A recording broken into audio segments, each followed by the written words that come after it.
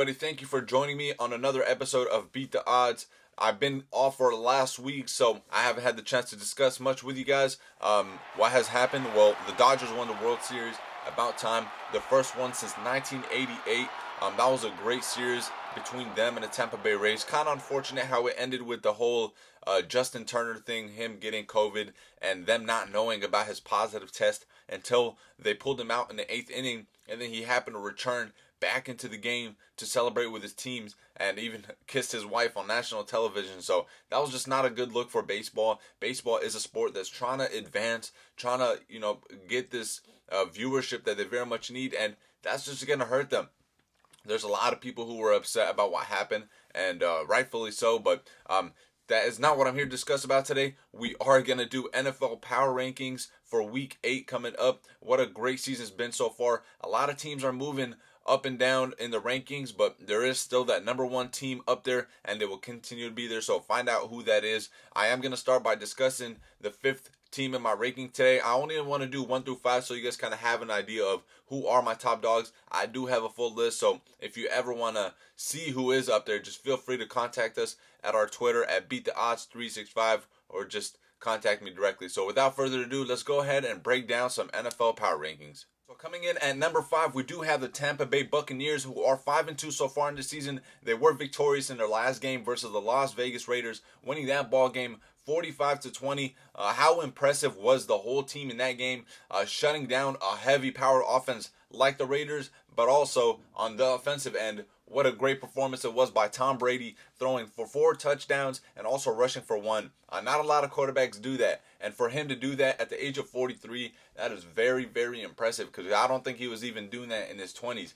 One thing I do want to discuss is how this makes Bill Belichick and the Patriots' whole system look now that Tom Brady left, and they struggled mighty against a team like the 49ers. They ended up losing that ball game 6-33, but you over here got the Buccaneers dominating this team's week in and week out. So a lot of people are starting to question, was Tom Brady the system?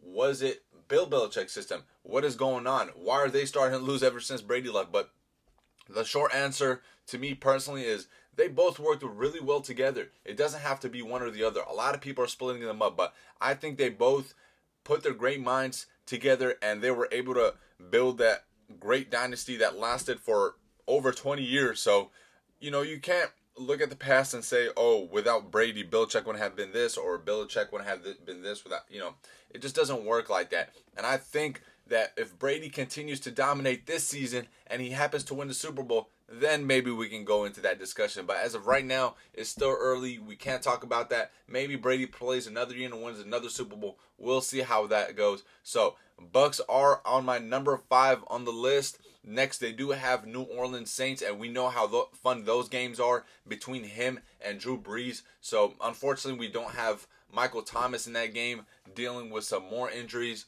So, we'll see if the Buccaneers can continue to advance in my weekly power rankings. So coming in at number 4, we do have the Baltimore Ravens, who do stand at 5-1 so far in the season. And what a close ball game they had last week. Not a game they probably expected to go down to the wire, but it was. The Eagles just failed to convert on a 2-point conversion, which didn't allow the game to go to overtime. But man, that was a scary sight to see, because look, when you go up against a team like the Philadelphia Eagles, that is a team you should be handled, especially when you have the MVP of the league, Lamar Jackson. But it almost seems like as we progress week by week in this NFL season, it seems like his game is getting exposed a little bit more and more as we continue to go, because a lot of teams are making him leave the pocket, making him make these errant throws where he's on the run. And you know what? Lamar Jackson is one of the best in the league in doing that. But you cannot continue to do that, because it's just not how football works. You will not be successful if you can't be a pocket passer and have the patience to find the receivers, allow them to run their routes without you scrambling looking for an open receiver. So I think they will be fine. I think that is part of Lamar Jackson's game. If he can break down the pass and maybe turn it into runs as he always does, they will be fine. But when playoff time comes, a lot of defenses tend to tensen up a little bit, And if you are Lamar Jackson, you have to be worried about how you performed last year in the playoffs going into this season. So they are number 4 right now. I can easily see them slipping out of my top 5 in this coming week against the Steelers. So we'll see how that game goes. But as of right now, they are at number 4, and we'll see where they go as we progress into the season. Coming in at number 3, we do have the Seattle Seahawks, 5-1 so far in the season. They did lose their first game of the year last week against the Arizona Cardinals. What a great game that was between Kyler Murray and Russell Wilson. Both of them going back and forth into overtime. It almost looked like we were going to have a tie game.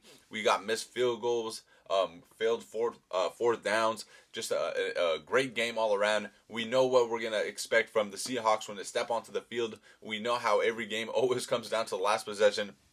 Al Michaels and Chris Collinsworth literally repeated that through the broadcast. They kept saying, it almost seems like this game's going to come down to the last play, which it did once again for the Seahawks. Look, if this team keeps finding themselves in these one-possession ball games, their season can easily turn around. These are not games that you keep, you want to keep encountering as you progress further into the season. And now this week they do have the 49ers, who are hot. Niners did defeat the Rams 2 weeks ago with an impressive victory, and then they did defeat the Patriots by double digits. So this team is cruising. They do have a lot of injuries, but the Seattle Seahawks, their question is, will they put this team away early? You don't want to hang around with a team like the 49ers, who defensively can step up and stop you when they need it. So if you are the Seahawks, you want to put points on the board early. You do want to get ahead of them. Maybe run some play action to Tyler Lockett and DK Metcalf. See what you can get early going on, because you do not want to play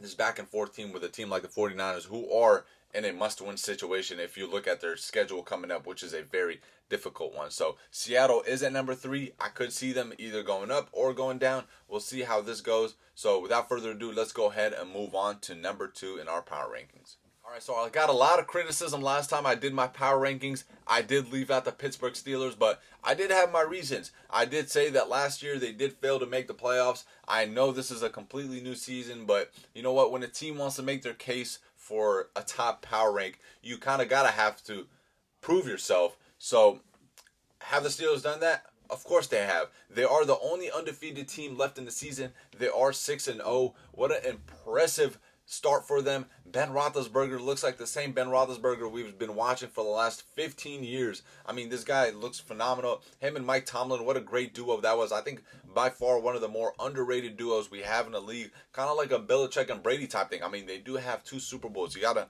give them credit when credit is due.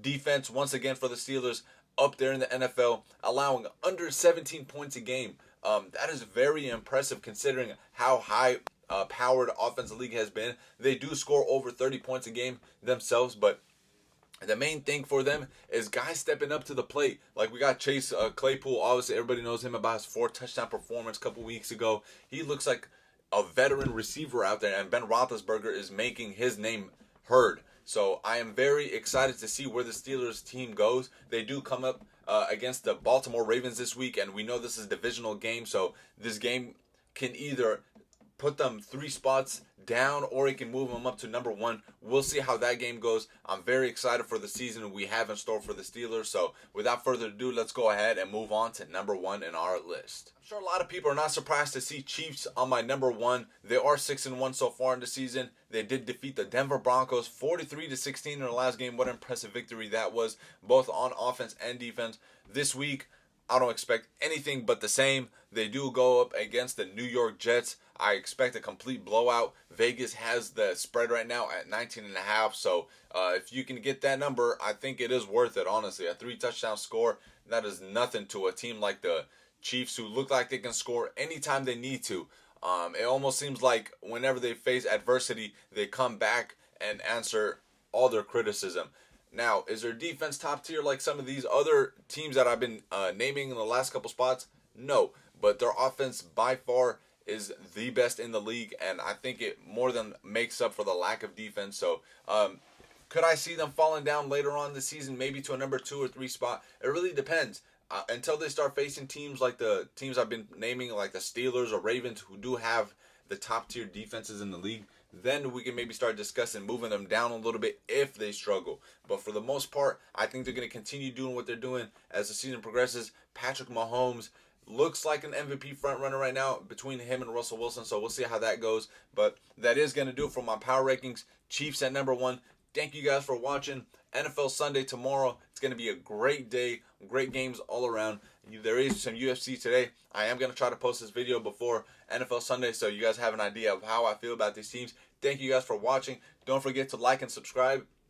And follow my Twitter page at BeatTheOdds365. Again, thank you guys for watching. I hope you enjoy the rest of your weekend, guys. Take care.